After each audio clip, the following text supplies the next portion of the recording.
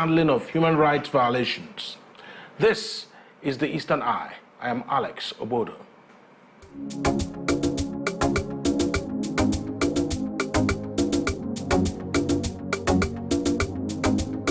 Welcome to the Eastern Eye here on Afia TV. It's a program that x-rays the political, social, and economic developments around us.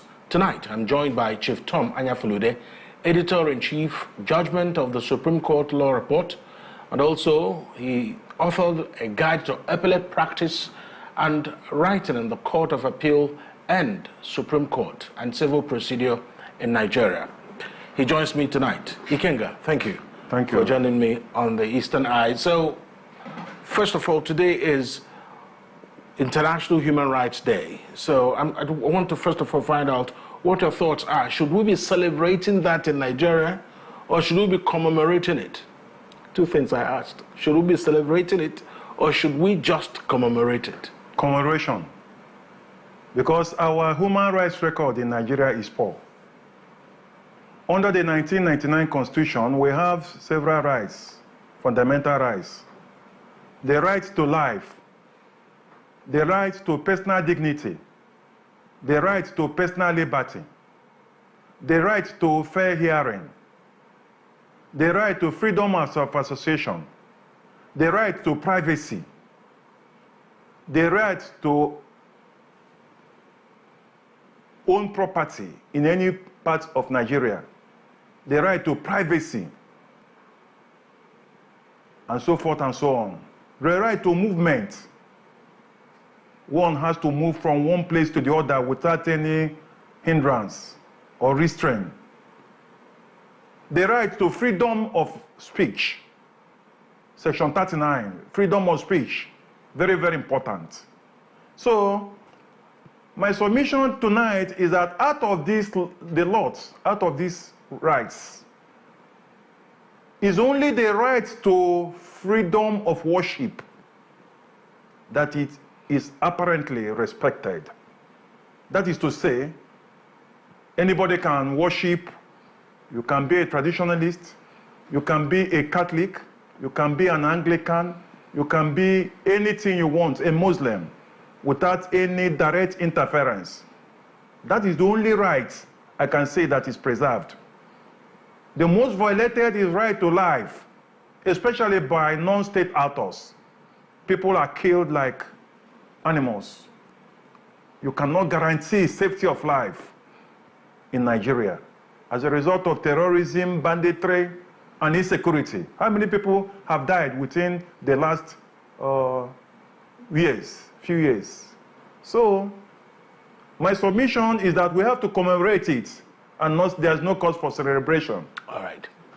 Okay, that's a good way to start it, just to set the baseline.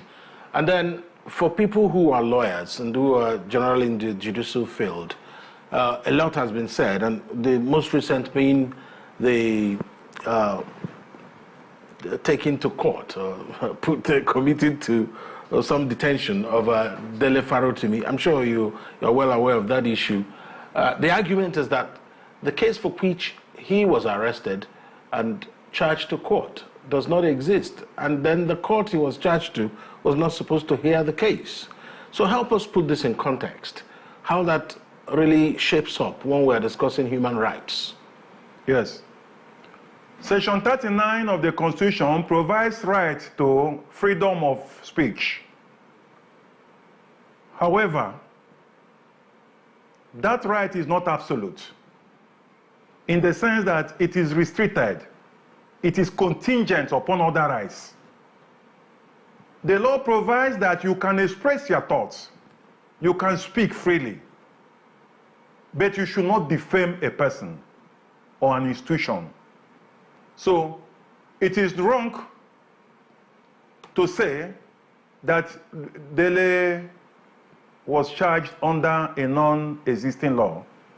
I submit tonight that Section 375 of the Criminal Code Act provides for criminal defamation of character. However, is a federal enactment. Now, criminal law belongs to the concurrent legislative list. That is to say, The federal government can make laws bordering on crime, while state governments can make law bordering on crime. In Lagos State has criminal code law. Enugu State has criminal code law. The federal government has Criminal Code Act. Under Section 375, the Criminal Code Act provides for criminal defamation. It is what we call in law the misdemeanor. Misdemeanor is an offense that is punishable with not more than 2 years imprisonment. So when you defame somebody, it is a crime under the Criminal Code Act, and the punishment is 1 year imprisonment if somebody publishes a defamatory material. But if that person punishes a defamatory material knowing it to be false, the punishment is 2 years imprisonment, which is still a misdemeanor. So Rotimi published a book. Dele Farot. Dele published a book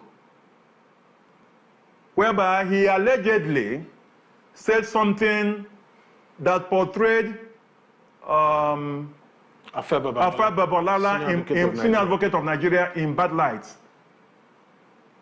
He said something that allegedly injured the character, the fame, the perception people have about Afia Babalala, who is about 90-something years old now, very old senior lawyer. So that to Afia Babalala is defamation of character. So what Afia Babalala did now was to write to the police in Ekiti, because he's from Ekiti State, complaining that Dele, who is based in Lagos, published a book whereby his character and reputation was injured. So the police now proceeded to Lagos, arrested Dele, handcuffed him, and brought him to Ekiti to face trial.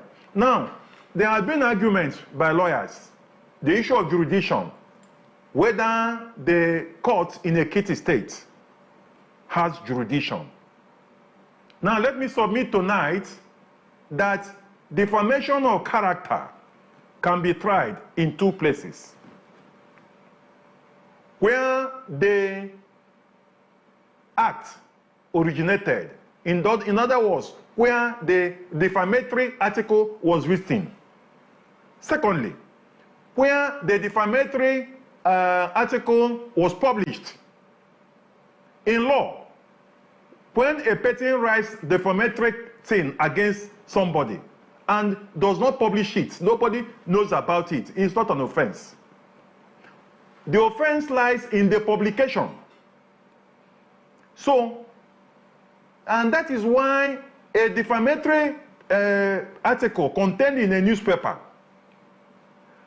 that vendor, the vendor selling the newspaper, is liable. He can be arrested. He can be sued for defamation because the vendor is the person publicizing the defamatory article. If I write a defamatory material against Alex Obodo and then keep it to myself, no problem.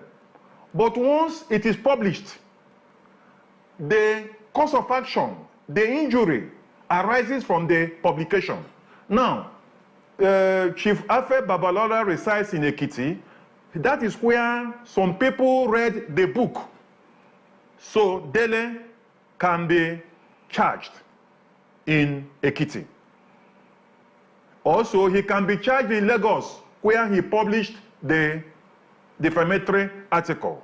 So that is the misconception. Now, Dele also published that article in the social media. By that process, the act of Dele has been caught up by,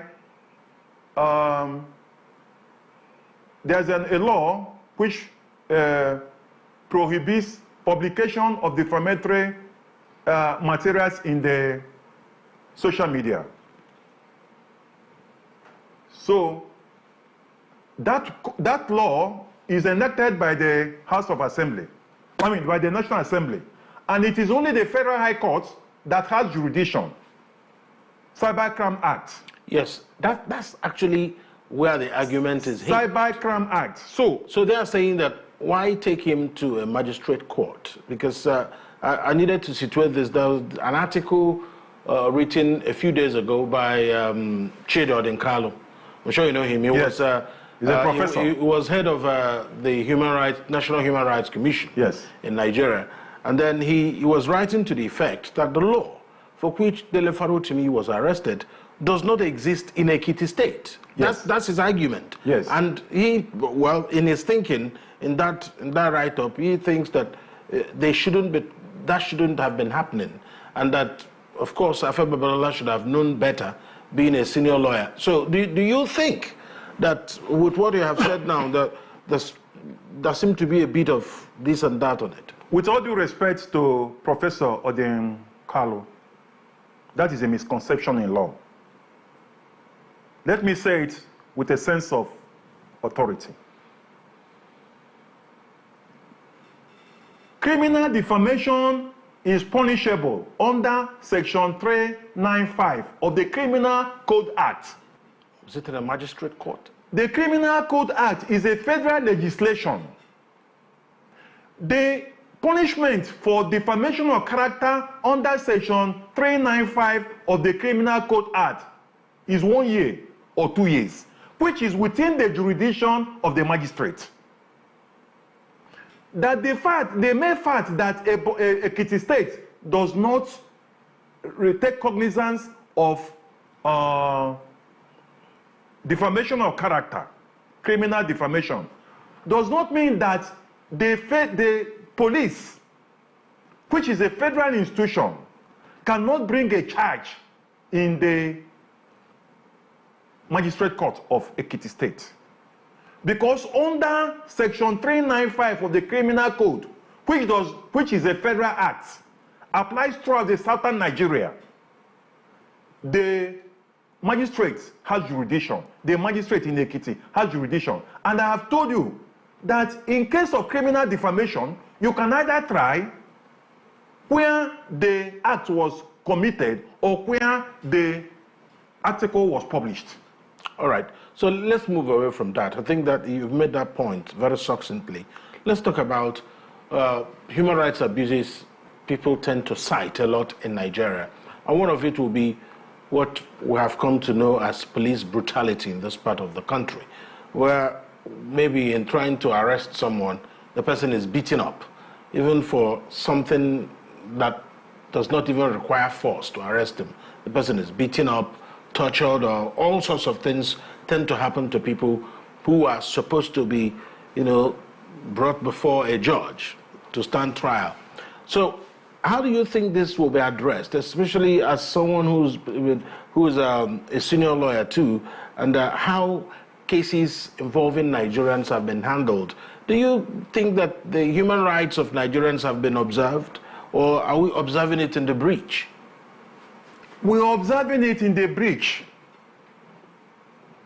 The police has a constitutional duty to arrest, to prosecute, to investigate. No other body or institution has those constitutional rights or duties. In the process of arrest, detention, and investigation, the police violate people's rights. So, it only requires proper orientation, continuous education for the police now to appreciate their role under the Constitution. In the course of arrest, let us take the case of Dele, the lawyer that was arrested from Lagos and taken to Ekiti. Why was he handcuffed while taking him to court? Why? For an offense that is punishable by 1 year imprisonment, or under the Cybercrime Act, he was charged to the Federal High Court. At most, maximum, if he is found guilty, the maximum imprisonment that court will impose against Dele is 3 years imprisonment. So why handcuff him? Under the Administration of Criminal Justice Act, you must not subject somebody to degradation. For you to handcuff Chief Tom Anyaflude, a lawyer of 38 years old, standing, it means you are infringing on my right to personal dignity. I don't have any potential of running away. He was surrounded by more than 12 policemen armed to the teeth, treated like a common criminal for defamation of character that, if proved, will attract, So we always see at times police will parade suspects. You cannot say that somebody is a thief or parade somebody before the public when he has not been convicted by a court of competent jurisdiction. There's a presumption of innocence in law. So the police are constantly violating the human rights. And nothing happens because the safeguards under the Constitution by enforcement of fundamental human rights, and it's tedious and it's money consuming and time consuming. So that is why the violation of human rights in Nigeria goes on with impunity, unrestricted, without any qualms. So what do we do to sort the situation out? Because at the end of the day, we have these conversations every year.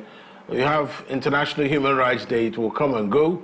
And all the international conventions Nigeria seem to have signed and are party to, they don't seem to adhere to what has been laid down in terms of how you relate with your citizens. Is there a pathway? Everything depends on the character of leadership. The president will dictate the tone, the way the IG will relate to people depends on the body language of the president. Where the DSS will just arrest somebody and put the person in detention, it can be stopped. It can be stopped. Where the language, the body language of leadership, the president, the service chiefs, the Inspector General of Police, the DSS leader, and all these things will suggest that constitutional democracy, the rule of law, obedience to the rule of law, because all these things are provided in the laws. I have enumerated the fundamental rights. So when a policeman violates fundamental rights of a citizen, and that policeman has repercussion. But where a policeman violates fundamental rights and there's no consequence, it will go on. So it is obedience to the rule of law. A government governed by the rule of law. A government that obeys the rule of law. And that is when there will be human rights. Absolutely. I like the way you put it. So let's talk about, because we've also seen instances where a lawyer goes to a police station to facilitate the bail of someone, and it just wouldn't work. I've seen instances, and I've heard of instances where that was not possible. So, I've seen instances where that lawyer was also arrested and put in detention. Yes, I was just putting it mildly. I don't want it to look like, all right, it's we against the police. But that's exactly what has happened. So why is it so? Why does it look like the agencies in Nigeria that bear arms seem to be above the law? Is that what the Constitution, is that the thinking of the Constitution, especially for those that bear arms, the Army, the Air Force, the Navy, the police, especially under the Department of State Services? These people protect the leadership. They need them. In times of crisis, when there is a riot, when there is demonstration, when there is protest, it is these police people, these people that bear arms, that will stand firm and protect the government and protect the degeneration of law and order.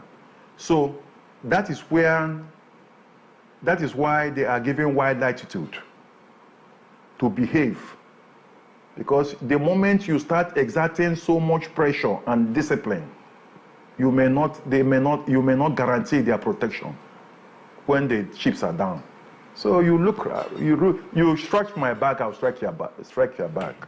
So you don't have to be very strict. That is the problem. And that is why they exhibit, uncontrolled acts, indiscriminate, arbitrary acts, and they can go unpunished. But the moment you start sacking them, trying to discipline them, everybody, you know that too. For you to be a headmaster to discipline students for late coming, you must not also be in the habit of late coming. You have to be early in order to catch latecomers. Absolutely. I mean, what a way to put it. We'll take a quick break here. When we return, we'll have more to talk about here with Chief Tom Anyafulude. Stay with us.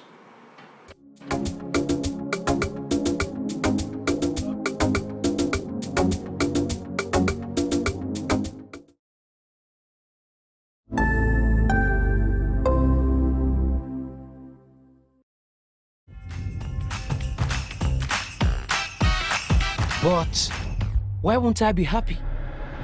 Not just because it's festive season. It's moments of friendship and 16 million reasons to love. Small pepper.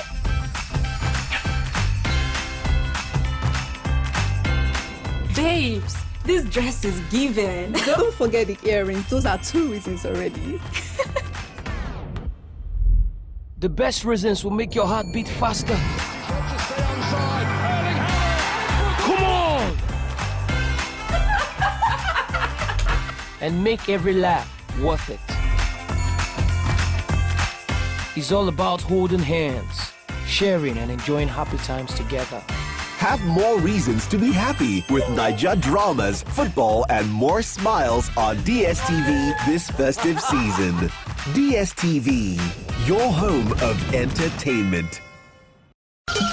Southeast Business and Investment Summit Group, in collaboration with Southeast Chambers of Commerce, Industry, Mines and Agriculture, and Enugu Economic City Development FZE, cordially invite the public to the maiden edition of Southeast Business and Investment Summit SEBIS. Theme: Remaking Southeast as Economic Powerhouse. Attending will be global business leaders, entrepreneurs, institutions from across the world, key government officials, and leading members of the academia. From December 11th to 13th, 2024, at Amadi Event Center, Enugu, by 9 a.m. each day. Opening ceremony to be chaired by His Majesty Igwe Nemeka Achebe Abogidi, Obi of Onitsha. Summit speech to be delivered by Dr. Ngozi Okonjo-Iweala, Director General, World Trade Organization. Keynote speakers include Dr. Charles Odi, DG CEO Smedan, His Excellency Isaac Ken Parashina, Kenyan High Commissioner to Nigeria, His Excellency Dr. Jakaya Kikwete, former President of Tanzania, Senator Eninaya Baribe, founder, Made in Aba Trade Fair. Over 2,000 investors, 500 women in business, 500 youth entrepreneurs are expected to participate at this historic event. Sponsored by Enyimba Economic City, Lion Business Park, Sesima, Abuja Chambers, among others. United Nigeria Airlines is official airline of the summit. Be there and take advantage of this rare global opportunity. Signed, Dr. Ifedi Okwena, Executive Secretary, Chief Ben Oranusi, Chairman, LOC for SEBIS.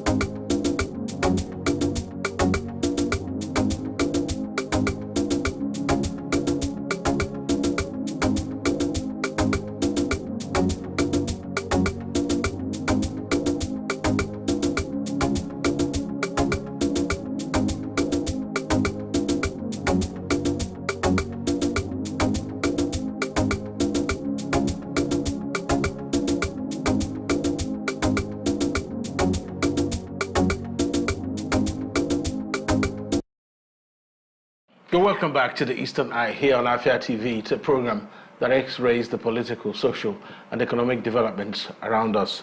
My colleague here is trying to crack me up, but I'm trying to be in character. I still have Chief Tom Anyafulude here in the studio. And let's talk about the issues around restrictions to freedom of expression. It comes in different ways. And there's been a lot of argument as to whether you should restrict what people do on social media. And then some other people think that what happened to Dele Farotimi is a kind of gag on him not to express himself. So, I mean, in trying to balance between not defaming someone and staying on the side of the truth, what should be the right thing to do? So if someone has done something bad, and because it's highly placed in society, you cannot say that a spade is a spade or that bitter leaf is bitter because someone is highly placed. Isn't that some form of gag or gagging the person? Now, that is why some of us are agitated about the provision of Section 375, which deals with criminal defamation. Criminal defamation tends to interfere with Section 39 of the Constitution to some extent, because it prohibits the publication of defamatory materials. And what is defamatory materials may depend on the whims and caprices of the complainant. It may depend on who is making complaint, because what may be termed defamatory material ordinarily may not be defamatory. So the danger of this invoking this provision is that it can be misused. It can be applied against gagging, trying to frustrate or trying to reduce criticisms. However, the law of defamation has always been there. It says, do not publish defamatory material. Somebody like Afia Babalola is 90-something years old, and he is an icon in the legal profession.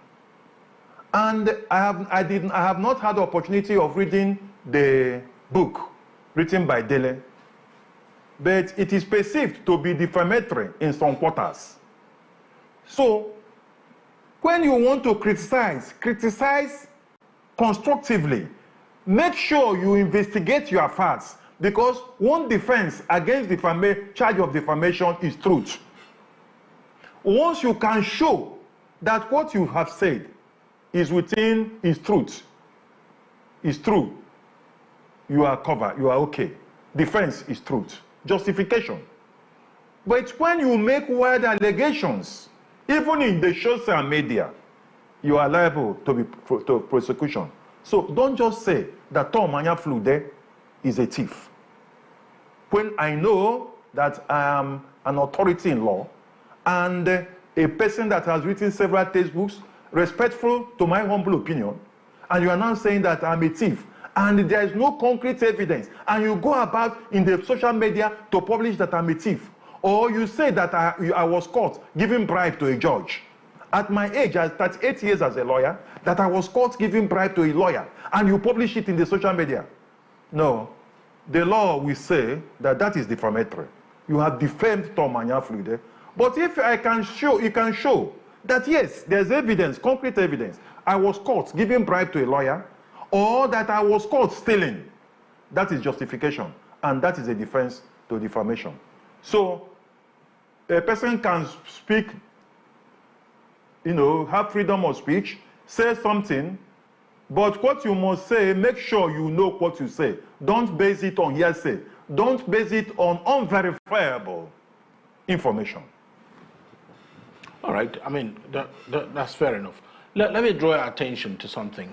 We had a very tumultuous set of demonstrations in Nigeria during the NSAS protests. So a lot of panels were set up to look at how people's fundamental rights were bruised, and different states set up their own. Even Enugu set up one, Lagos set up one or two other states did so. So one wants to know really, from a judicial point of view, when you set up a judicial panel of inquiry, what is it about really? What is it supposed to accomplish? When it has to do with, protecting the human rights of persons that have been deemed to have been abused or, put to some indignifying experiences by security agencies? In this situation, a panel depends on the ambit of its jurisdiction. We have judicial panel of inquiry. We have administrative panel of inquiry. A judicial panel of inquiry into abuse of human rights can make recommendation, apportion blames, penalize even to some extent, award damages, compensation, identify lapses, identify causes to prevent future occurrences, all geared to improving the human rights space in a state or nation. But most cases, investigative panels, either judiciary or administrative, are almost academic exercises.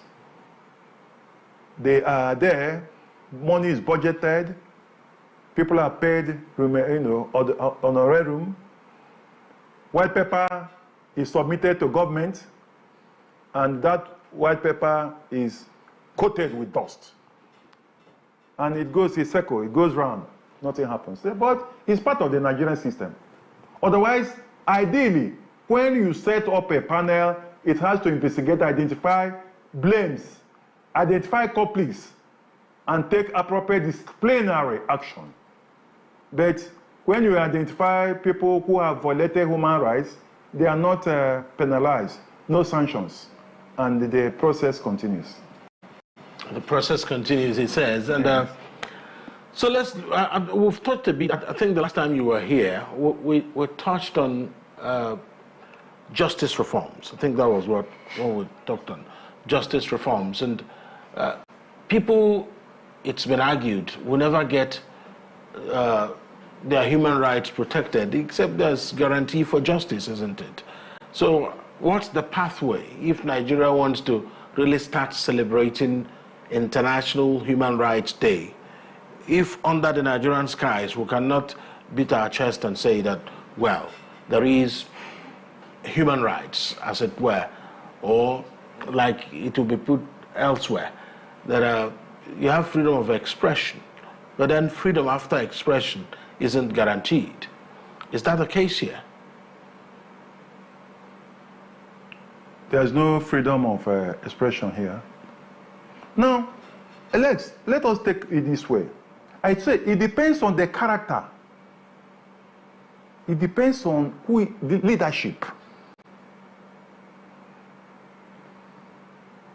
When you are doing well, when you are ruling, the leadership is okay.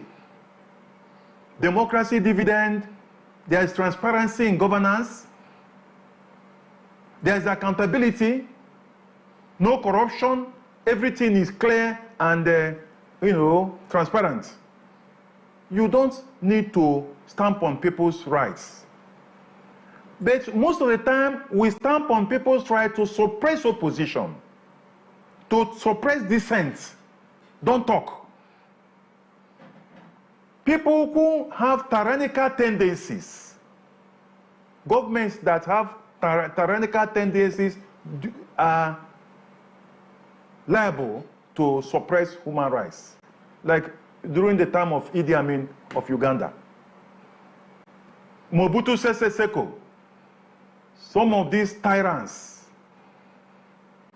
don't talk, then you can.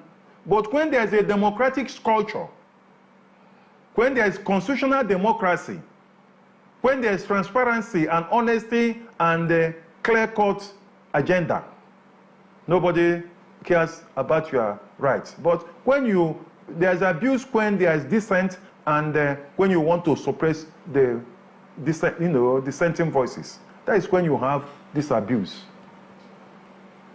All right, so what is making bruises against people's human rights very, very rampant is because people see it as a way of holding on to Power. Yes, of course. Clinging on to power. No, you know, when a journalist publishes anything you perceive to be injurious, he's taken into custody without trial. Yeah, I mean, now that you've mentioned journalists, quite a number of journalists have been imprisoned. Some have disappeared because of what they published or what they are perceived to be pushing in terms of those that are investigative journalists. And we have what we call Freedom of Information Act. And, you know, sometimes the authorities don't quite like how deep you dig to access information. So is there some form of dilemma here?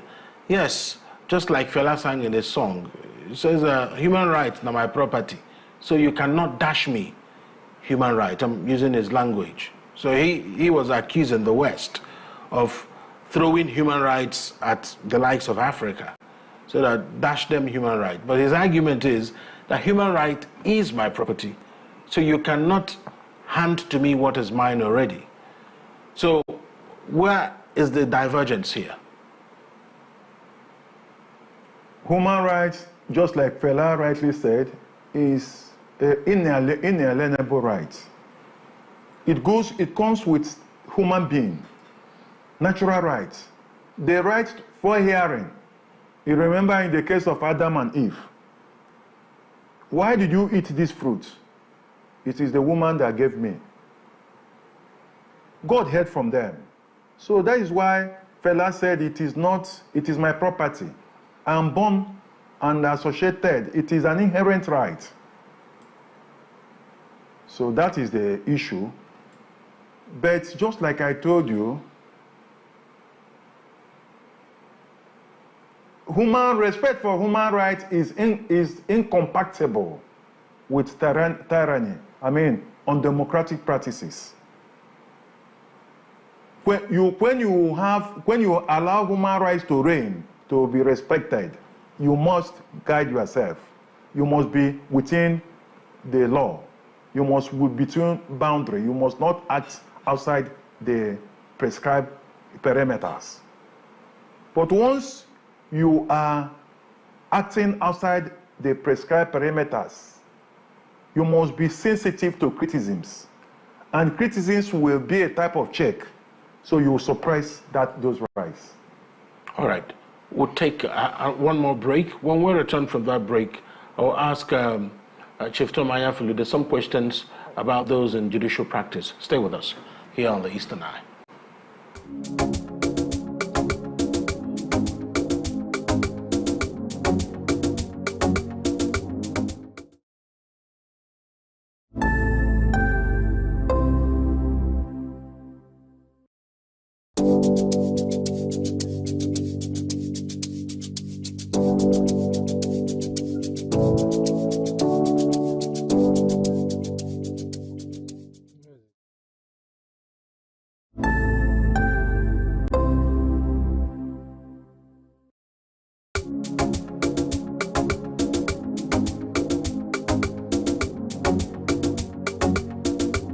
We're back and on the homeward stretch here on the Eastern Eye on Afia TV. We are reaching you from Enugu, Southeast Nigeria.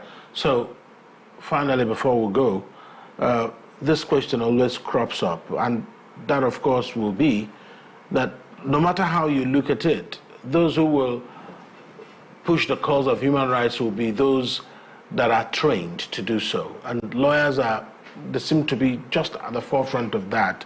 We have lawyers, we have judges, we have different people. So what do you think needs to change in Nigeria's justice and judicial landscape to make the issues of human rights something that people will remember and say, oh, well, Nigeria is not that bad? Independence of the judiciary. The judiciary has to be respected. Interference with the judiciary is a common practice in most third world countries. The executive interfering with the judiciary. Now, you made mention of the End Bad Government demonstration. Yeah. That led to the arrest of several juveniles. They were detained without trial. Now, the President, Bola Tinubu, His Excellency, gave directive to the Attorney General of the Federation to take steps to discontinue the prosecution. That is interference with the judicial process. Under the Constitution, the President of Nigeria has no right to instruct the Attorney General to discontinue legal prosecution. That is a solemn duty entrusted upon the Attorney General by virtue of being Attorney General of the Federation and not Minister of Justice. It's not a political office. But the President appointed him. No, he appointed him, but in the case, that is why some people are arguing that there's a need to separate the office of Attorney General and that of Minister of Justice. It is, the President cannot interfere with a legal process. Being the head of the executive, he cannot say, stop this prosecution in court. The moment we do that, it's usurpation of function. All right, now that you've mentioned this, a lot of people are also calling for the President to intervene and free Nnamdi Kanu from detention. So are you saying that if he intervenes, it will be interfering with the judicial process? It is the Attorney General that will file a nolle prosequi. Why should you ask the President? The President can only interfere when Nnamdi Kanu has been convicted. Under the Constitution, he can grant pardon. Just like Reverend Nyame, the man that was convicted for corruption. Then this man, the former president, Buhari, pardoned Nyame and one other governor that were convicted of corruption. Yes, he can do that under the Constitution. But when a case is pending in court, still ongoing, the President of Nigeria has no power. He can act, has no power to do that. It is the Attorney General of this country that can file a nolle prosequi. I am not sure that the President can pardon a person still not found guilty by a court.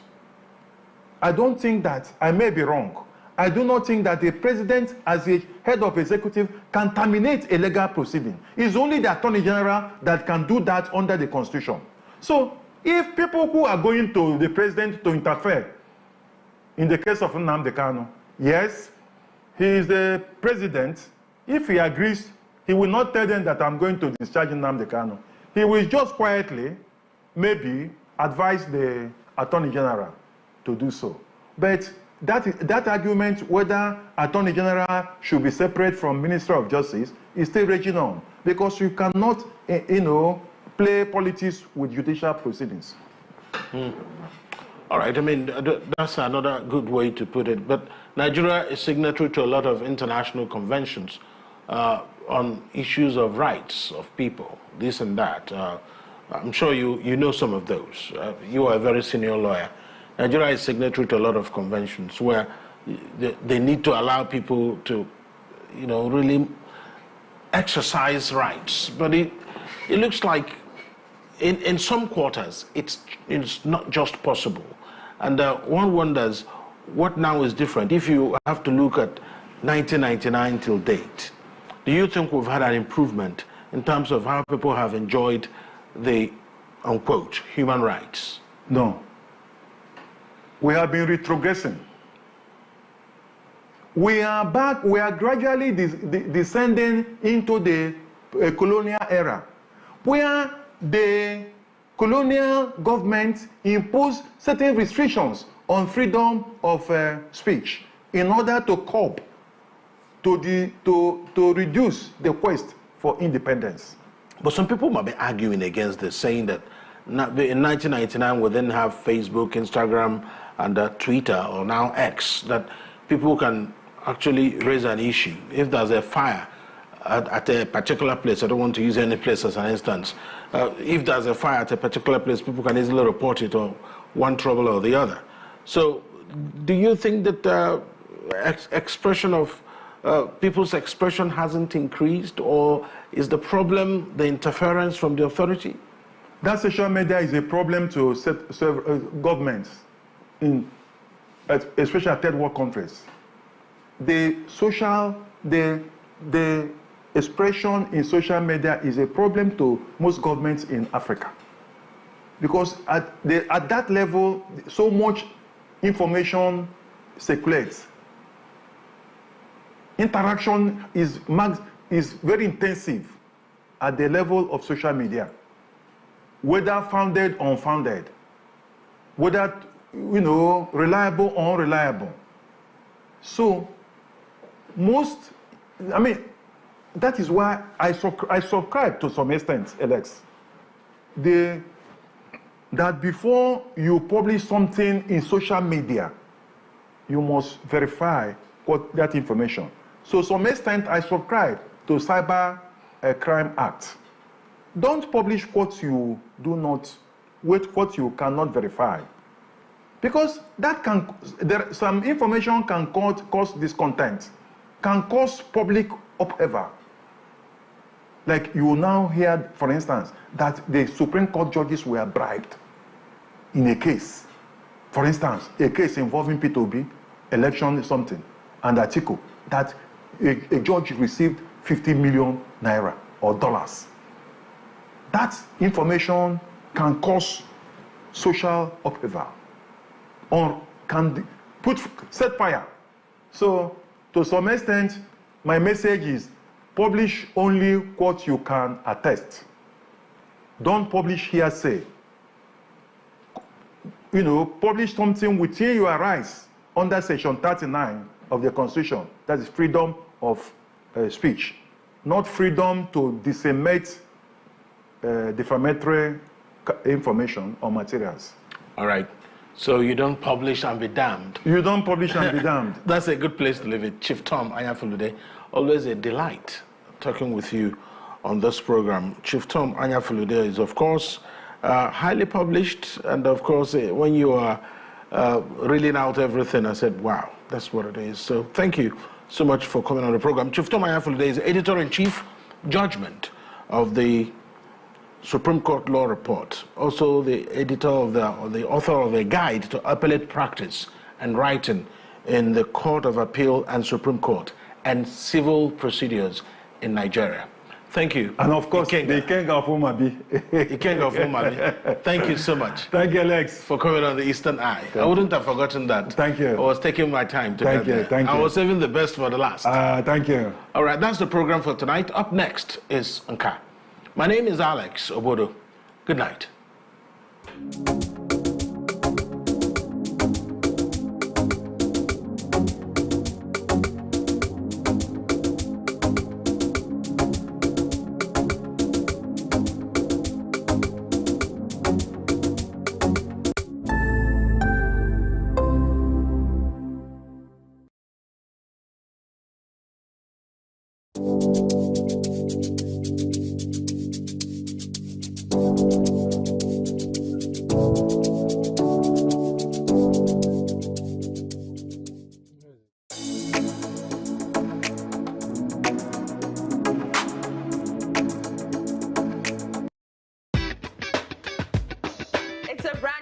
And another opportunity for us to gist and me to tell you, bring all the spice, all the things that are hot, trending, and exclusive on social media. Sometimes I know there's constructive criticism. I know that you know how to quote it. So for the people that don't understand, I want to be like, oh, why are you doing this? Please, I'm not a cross-dresser. I'm only doing this because of the money on Facebook. There are some people you need to just tell the truth brutally. Let it hurt them. Give it hot. Afia TV official, exclusive every weekday on Afia TV.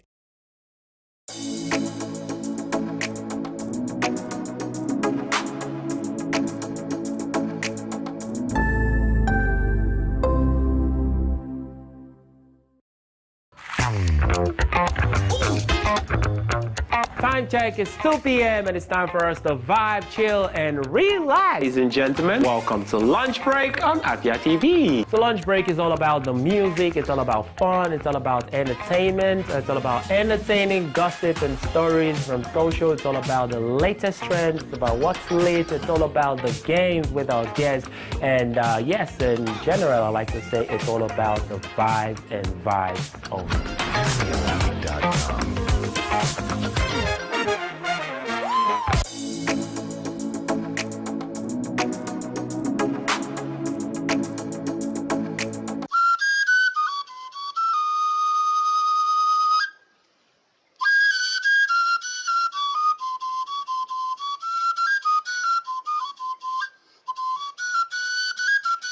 You've often wondered, what does it mean to be Igbo in today's Nigeria?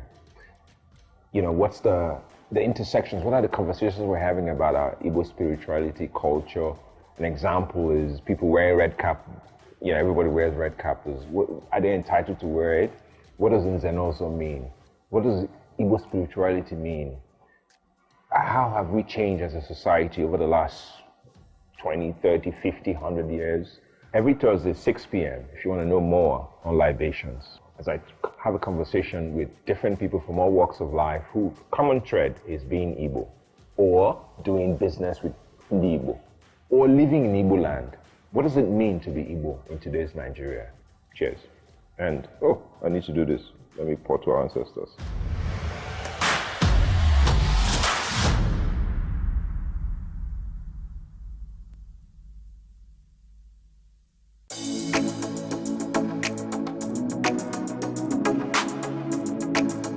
Good evening to you, viewer, and welcome to Women in Business, a show that profiles women, executives, and even the next door store owners, showcasing Igbo greatness to the world. I started always obsessed with books ever since I was a child. The stress of always converting naira to dollar and... An incompetent means an incompetent person.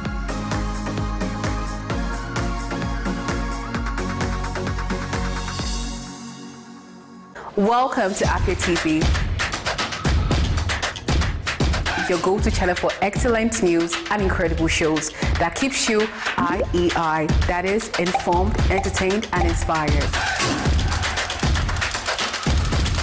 Need a break? Ladies and germs, welcome to Lunch Break on Afia TV. Join Choco to vibe and chill on Lunch Break at 2 p.m. for the latest trends in music and entertainment. Not like I have the money.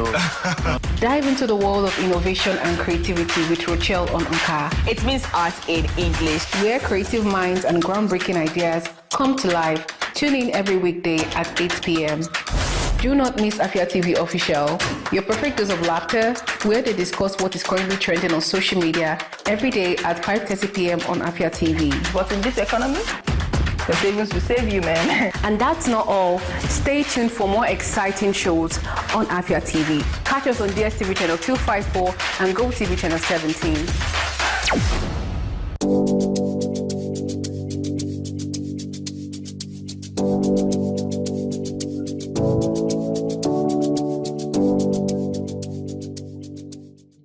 What are your thoughts on the spate of sex for grades in Nigerian universities? This very issue of owing salary should be criminalized. How can they amplify their voices? People don't have evidence. You want to get to know about it?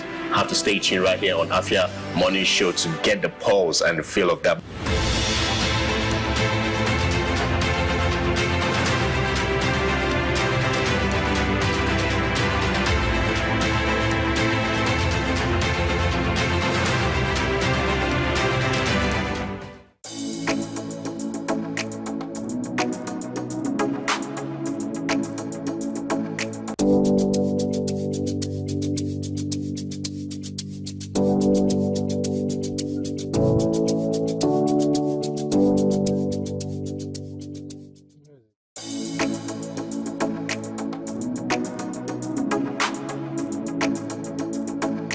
Welcome to the latest and most amazing show on here. Ladies and gentlemen, welcome to Lunch Break.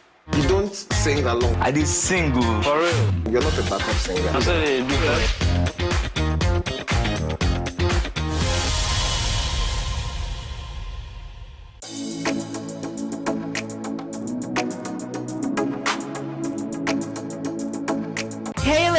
Join us on Ghana Plus every Wednesday at 6 p.m. right here on Afia TV, DSTV channel 254, and GoTV channel 17, where we will delve into health issues affecting girls and women in society. Breastfeeding doesn't even cause just that. The frequency of breastfeeding means the approach you take to make sure that your well-being is maintained. Opinion of the people matters. Everything to your label. Nobody wants to hear your voice if you don't have the money. This is Ogwe.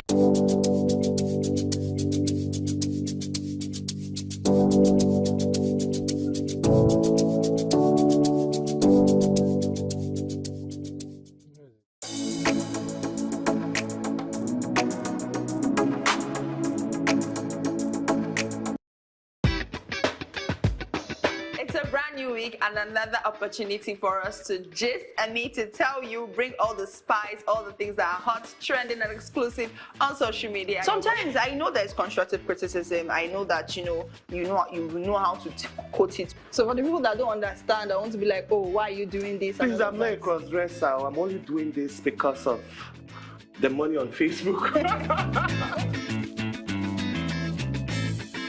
There are some people you need to just tell the truth brutally. Let it hurt them.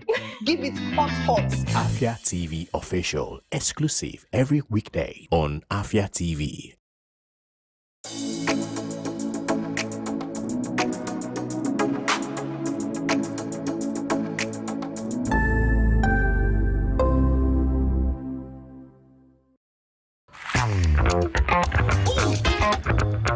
Time check, it's 2 p.m. and it's time for us to vibe, chill, and relax. Ladies and gentlemen, welcome to Lunch Break on Afia TV. So Lunch Break is all about the music, it's all about fun, it's all about entertainment, it's all about entertaining gossip and stories from social, it's all about the latest trends, it's about what's lit, it's all about the games with our guests, and yes, in general, I like to say it's all about the vibes and vibes only.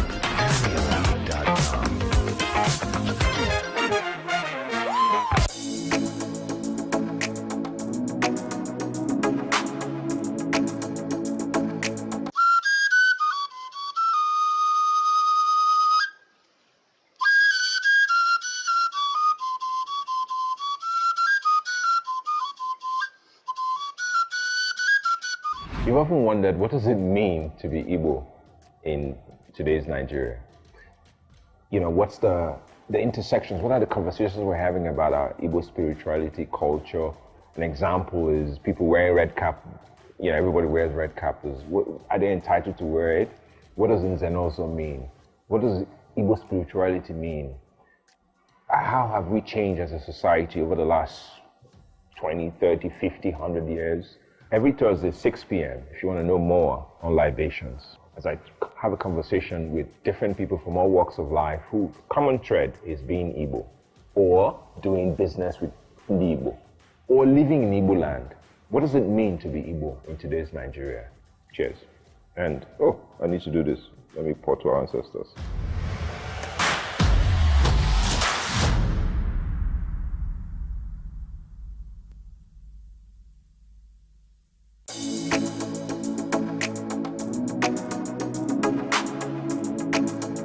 Good evening to you, viewer, and welcome to Women in Business, a show that profiles women, executives, and even the next door store owner, showcasing Igbo greatness to the world. I started always obsessed with books ever since I was a child. The stress of always converting naira to dollar and an incompetent means an incompetent person.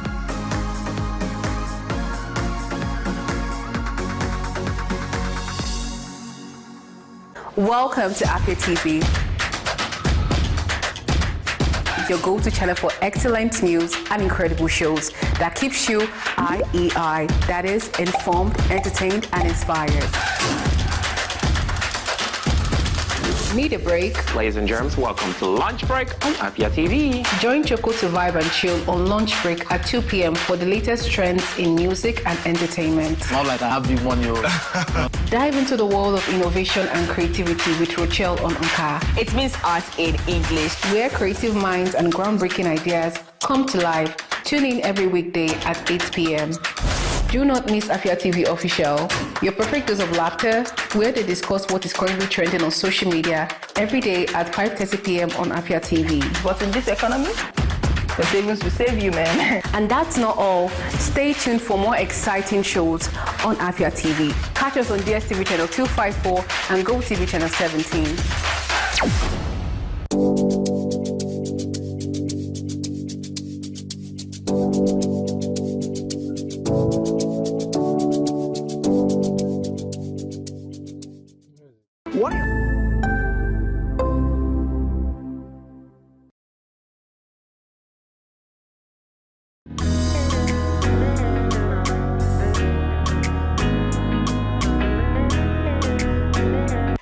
And welcome to a brand new edition of Nka right here on Afia TV. Tonight is indeed a great night, and it promises to be super interesting because tonight on the show we are going to be playing host to great human beings, awesome human beings who have once been here to give you premium entertainment. I know you're already wondering who exactly are these persons that I am talking about. Now I'm going to leave you to that thought and that thinking because we're going to go on a short break. When we come back, we are going to be unveiling who these persons are. But first and foremost, let's give you little assignments tonight. My name is Rochelle. Once again, welcome to another exciting edition of the show. We are going to be right back and make sure you stick around.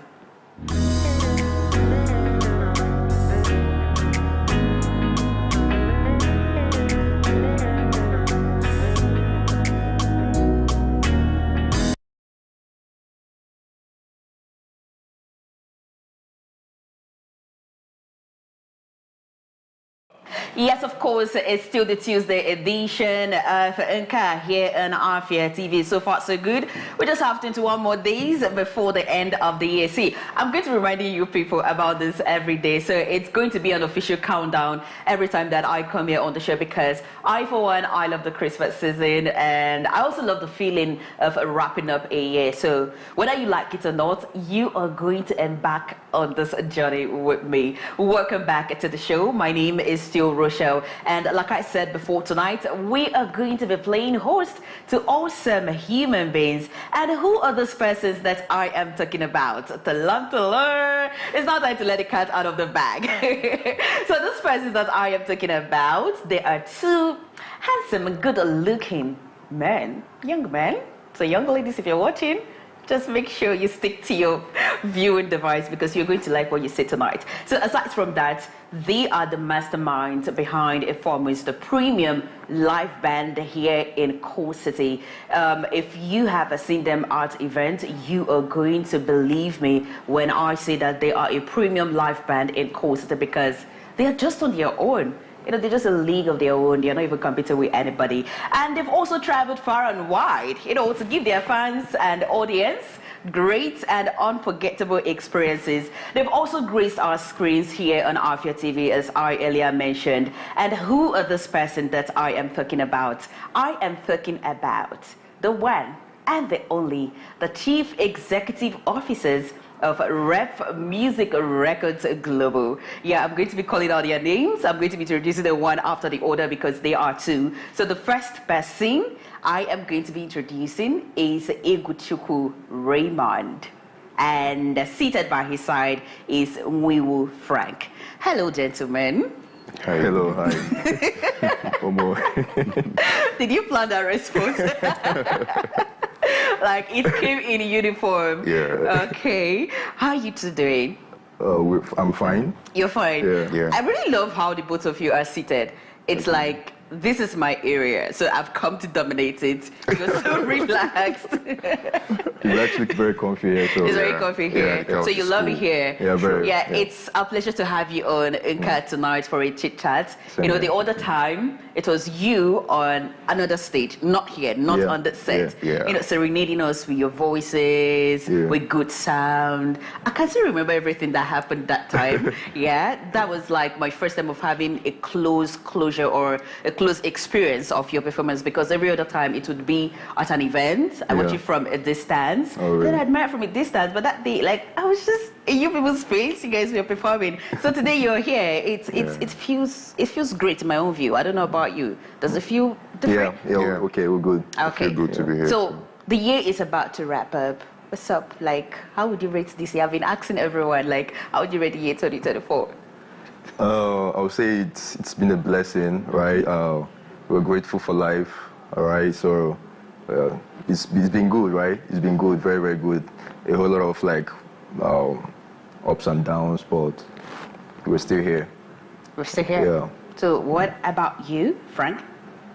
Just like my partner said, I would say it's a good year. Yeah, God has been faithful. We've been traveling, gigs has been coming, challenges has been coming, and we keep on like overcoming them. God has been good. So in general, 2024 was indeed a good year for you. Okay, so let's begin the conversation properly, by first of all getting to meet you individually, because before there was ref music, there was you on your own personally. Yeah, so I think it's probably we start with that. Don't you think so? All right.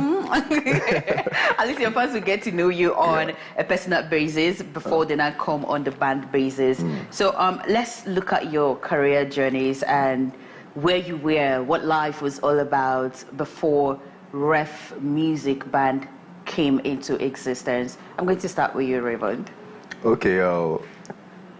Actually, I was first of all, I'm a degree student of ESUT, Red Mass Communication. Wow. Yeah.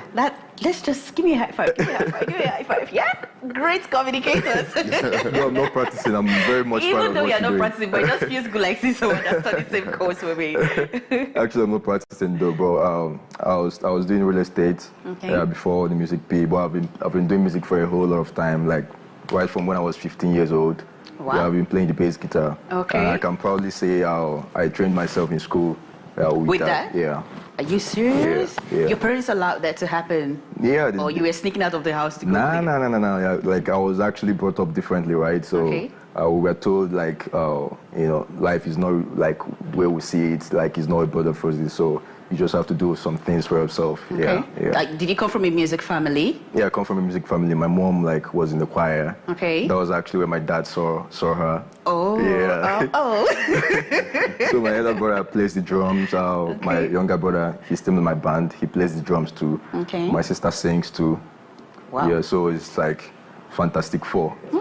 That's a great one. Yeah. Okay, Raymond, let me come to you. I'm sorry, Frank. I'm beginning to mix up the name, Frank. Yeah, so it's all right. your own story, is it similar or quite different? Well, I would say similar because... Similar? Yeah, Okay. similar because we went to the same secondary school. Okay. Yeah. So that was where the relationship or the friendship actually stemmed from? Exactly, yes. And The secondary school was here in Enugu? Here in Enugu, yeah. Victory High School. Victory High School, right? That's good. It's earlier out, actually, yeah. Okay. Yeah, so I met him in school. He was a bassist then, and I was still learning how to play the bass guitar those days. Yeah, so I went to IMSU. I finished from civil engineering 2016. Okay. Yeah, I went for my service. I served in Benue State 2017. So I've been playing since then. Since my secondary school, I've been playing. I was playing at St. Silas Methodist Church those days in school when I was in IMSU, yeah. And I played at Kato too. I was playing the lead guitar then at Kato, yeah. So I've been doing music before the Ref Music P. Oh, so did you ever try to practice what you studied in university? Oh, yeah, exactly. Okay. If you give me your money, I'm going to make something Okay, magnificent I'm so sorry, I for don't have any money to give you. Yeah, I'm practicing actually alongside doing music. Okay, so Yeah. I see how it all started because from secondary school, you two already knew each other, even though university kind of separated you. Exactly. So at what point did you come together after school and youth corps service? Yeah, after school actually. After my service, yeah, because Cardinal was schooling at ESUT, Then, so when I came back to Enugu after my service, we linked up together again. He has been a great friend since then.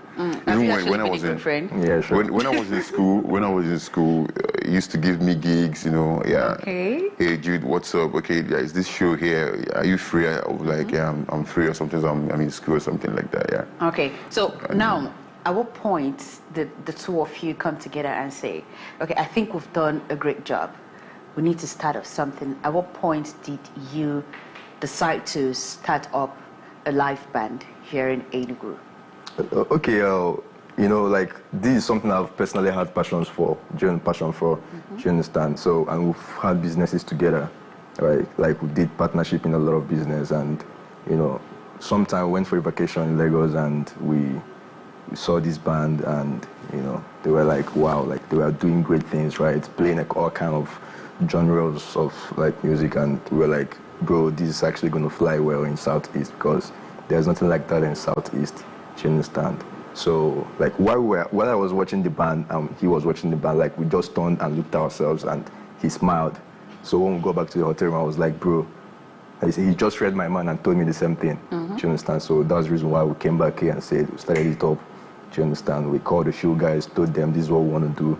Though some came, some left. Do you understand? And we've been doing it since then. Okay. Frank, listening to what Raymond said, it sounded so easy. It sounds so easy, like, you just called a few persons and that was just there. Can you tell us more about that process, that early stage? Okay, well, let me say this. At first, the plan was to sign an artist, right? Okay. Yeah, because we opened a company. It's a record label. Okay. We had the record label before traveling to Lagos for a vacation, and we wanted to like sign an artist when we come back or something. But we now got an offer to be playing, because the person that gave us the offer, why he gave us the offer was, even after school, we do go for gigs. But when you call us for a gig, we dress very well and come for the gig. Okay. Yeah, so people around love the way we look. If you see him playing his guitar, even when he was suffering in school, he will look good with his okay shoe and all. Do you understand? So more like you people understood the showbiz business. Exactly, like packaging. You understand, right? Yeah. So we packaged ourselves well. Okay. And one of the orgas that saw us he was like, "Can you guys come to my lounge to play for us?" Do you understand? Yeah. So that was what like inculcated the idea of we can have a band section of this record label. Okay. Do you understand? Yeah. So. Answering what you asked, it's not been easy, to be honest. It wasn't easy because human beings are very difficult to manage, right? Yeah, I was even going to ask that. Yeah, how do you deal with managing them? Trying to break through here in Southeast and change narrative is not easy. People will see you as you're doing too much. Why will you You're doing too much? Yeah, why would you even come and sing blues? Just go dive into high life and let people enjoy themselves. Want to hear high life? What are you singing? What are you guys doing? Who's going to listen to this blues you're playing, this hip hop, this, reggae and all? Yeah, so it's not been easy. We've been battling, but we are succeeding. We are coming through. Okay. Yeah. So when you started, how many of you were in the band, and how many are you currently? Okay, I think we started with 5, right? 5? No, I think that's 6. Okay, 6. Yeah. Okay, so how many are you guys right now? We have 12 now. Wow. The full team is actually around 17, including the media team, the logistics guys. Okay, so now let me now guys. ask that big question. How do you manage to coordinate this 17 human beings that are not children? Adults. How do you manage to coordinate them, to still get the optimal results? Because, managing humans can be very difficult, especially when it has to do with adults that have a say about their own life or what they want, because, 1 or 2 persons would always bring in their own ideas. So how do you bring all this into play and make sure that you get the best out of what you were doing? Okay, first of all, like, before we ventured into the business, we had this business mindset about it, you understand? Okay. Because here in Enugu, like, sorry to use the word, like, there is a lot of, like, mediocrity, like, in the town. Oh, are you? Okay. Do you understand? So. Are you from Enugu State? Yeah, I'm from Enugu State. Okay. Yeah. I can allow that to fly, no problem. So, like, like, based on, like, the people. The like, mindset. we have here, do you understand? Yeah. They really want the fast money, right? They just want, like, get it right now. But due to where we're looking at, like the vision, and we needed guys to have this mindset. Okay, this is business and this is where we're heading. So we have a contract to sign with them. Okay. Do you understand? And there's already a structure placed. Okay. Do you understand? Having a manager, having an MD, having a vocal director. These are the guys who have who delegated powers to them to okay, take care of these people, take care of these people. Do you understand? So that's why it looks like it's easy. Why it's not easy, because one thing about human beings, you tell them to do this, they want to do another thing. But for them knowing that, okay, there is something that is there that is going to penalize you, probably surcharge you or stuff like that, they get to probably come down. And so you do all of that? Of course. Surcharge? Yeah, we do. But why is that something like a military zone? No, it's not actually a military zone, right? Okay. But it's okay, even in an office settings, right? Actually, you don't call it if you come late and stuff like that. There are all these consequences for every action. Yeah, that's just it. Okay. Yeah. Wow. So you've performed on different stages, at different events, different occasions. So out of all the performances, which would you say, okay, this particular one, it's always ring a bell? I know it might be different experience for the two of you. Yeah. Wow. Which would you, anytime, you can't just, no matter what is happening, if it might be a good experience, it might be a bad one, but there's just always that outstanding performance. Which would you say it is? That's a very tough one. Do you want to go first? No, really, you can go first. What I want to say is this, right? To me, I wouldn't say there's a particular, because there are so many of them, gigs that we actually shut down. I'm not trying to be proud or anything, but there are so many gigs that we actually thrilled the people. I can't count on one finger, and the experiences are amazing. Okay, let me start with Jerik's show. Okay. Yeah, last year, Jerry. Yeah, we had the band that played for him, right? So I felt like this goosebumps. When there's this energy, right, on that stage, and good thing. Thanks to DJ Funky. Okay. Shout out to him and the team that worked so hard to pull out the show and all. There's these goosebumps I felt when Jerry climbed up that stage, singing the